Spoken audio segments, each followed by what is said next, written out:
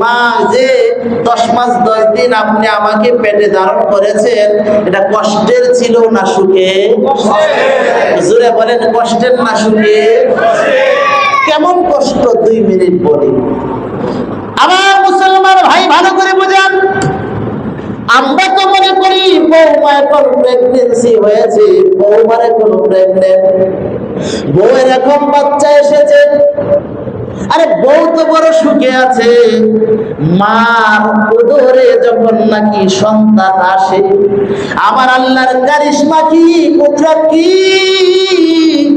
আমার আল্লাহ বলেন ও বান্দারা শুন শুন, আমার আল্লাহ ডেকে ডেকে বলেন বান্দা আমি আল্লাহ তোমার মায়ের গর্ভে সর্বপ্রথম 1 ফোঁটা নাপাকি রেহেমের ভিতরে দিয়া দিলাম, ফেরেশতাদেরকে অর্ডার করলাম, ও ফেরেশতারা শুনো, 40 দিন এই নাপাকি পানির উপরে মেহনত করো।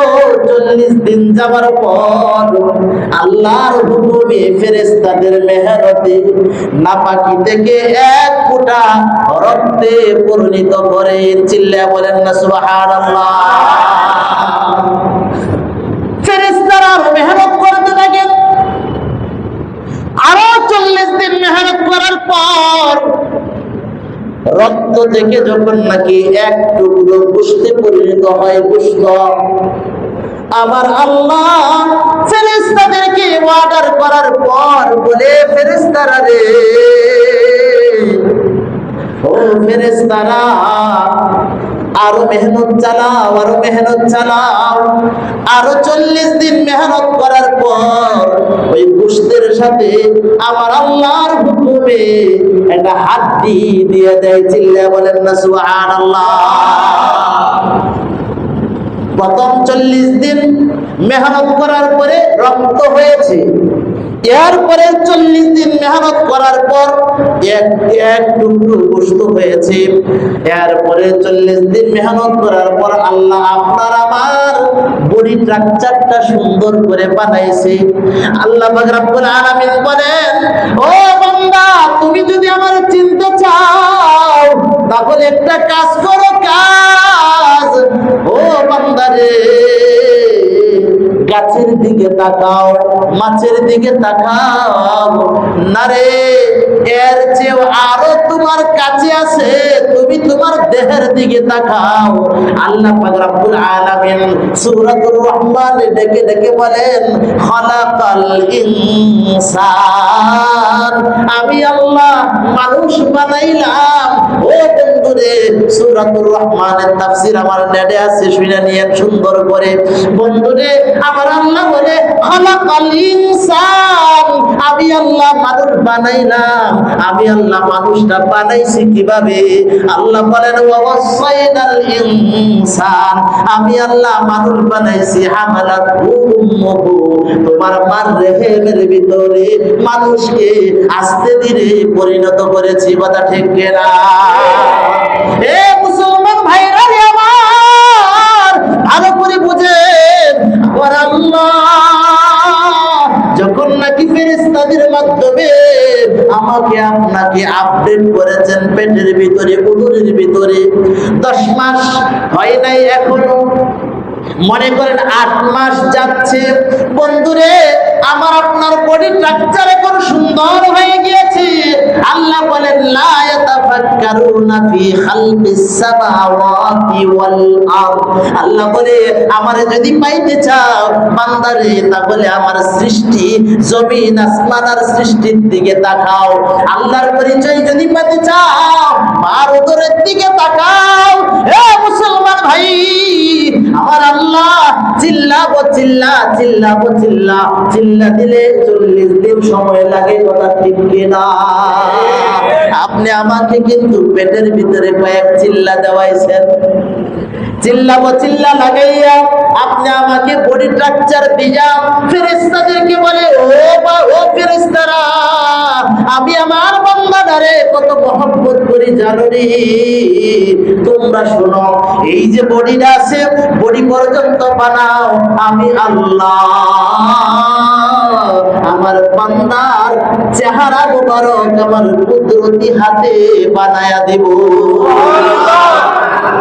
আমার মুসলমান ভাইরা আমার, আল্লাহর কুদরতি হাতে আপনি আমাকে বানানোর কারণে বন্ধুরে, এখানে যদি আমরা 500 মানুষ থাকি, একটা মানুষের চেহারা আর একটা মানুষের সাথে মিল হয় না, কথা ঠিক কিনা?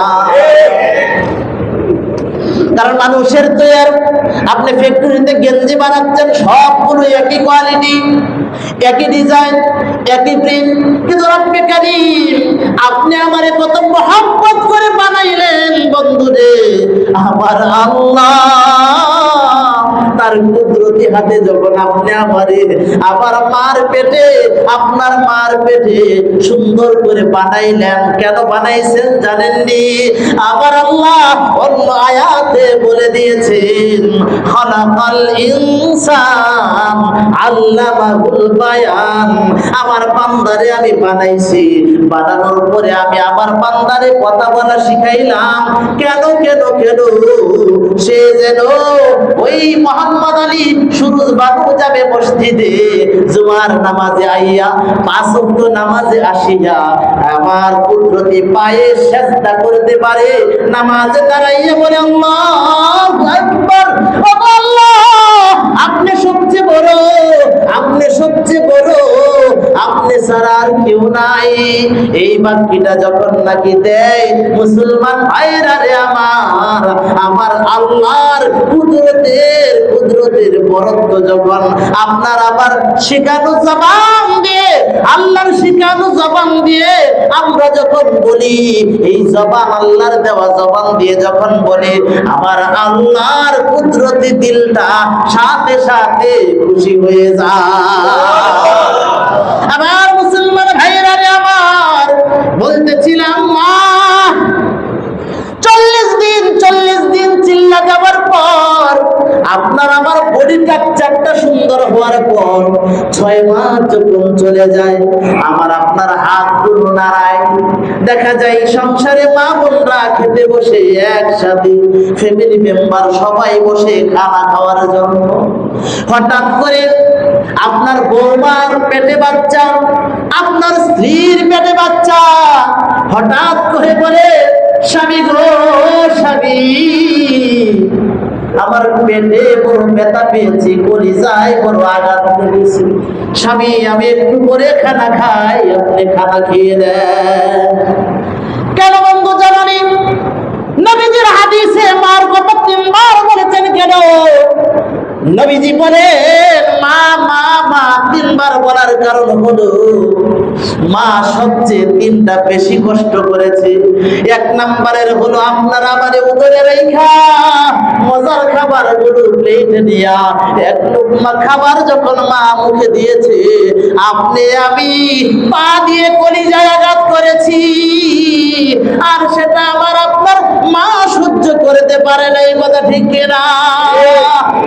এ মুসলমান ভাই, দিলটা নরম করে দাও, এই দিকে খেয়াল করলে বন্ধু, মা এটা সহ্য না করতে পেরে শুয়ে থাকে, বসে থাকে, যখন একটু ভালো লাগে তখন খাবার খায়।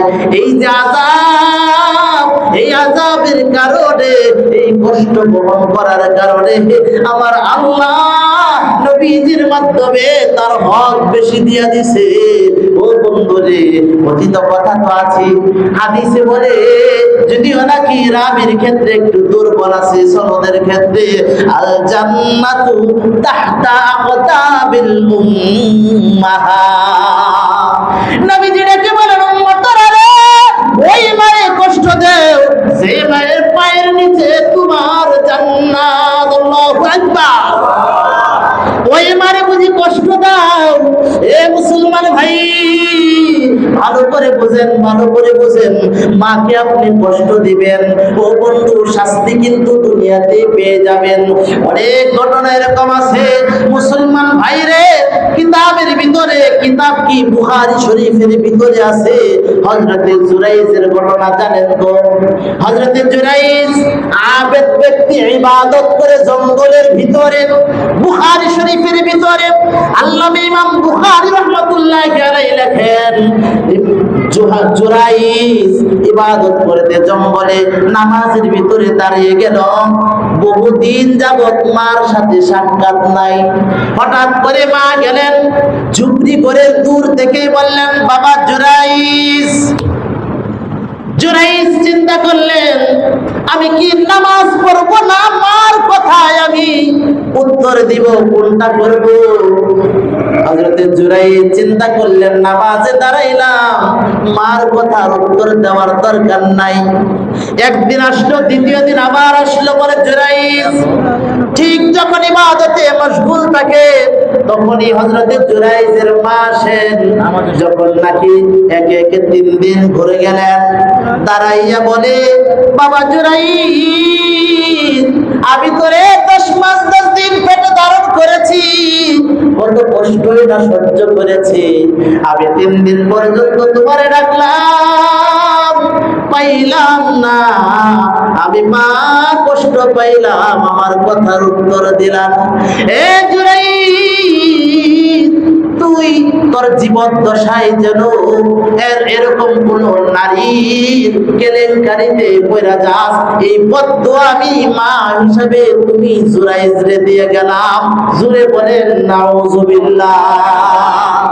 এই কারণে হাদিসে আছে কি জানেন, যে মা বাবা যত রাগান্বিতই হন না কেন, কখনো কি করবেন না, সন্তানকে বদদুয়া দিবেন না যে তুই মর, এরকম কথা বলবেন না, বদদুয়া দিবেন না। আমাদের মা বোনরা এই বিষয়টা নিয়ে খুব বেশি বাড়াবাড়ি করে, কোনো অসুবিধা হলেই করে, তোরে মেরে ফেললাম না কেন, তুই এখন মর, এই সেই বলে। আরে ভাই, হাদিসে আছে কি জানেন, যে মার দোয়া আর বাবার দোয়া কখনো মিস হয় না। আপনার বন্দুকের গুলি মিস হতে পারে, কিন্তু মার বদদুয়া আর ভালো দোয়া কখনো মিস হয় না। হযরত জুরাইজের ঘটনা আপনারা জানেন। আমি অবশেষে হয়েছিল কি, হযরতে জুরাইজ রাখালে একটা মেয়ের সাথে কুকর্ম করেছিল, অথচ বাচ্চা হওয়ার পরে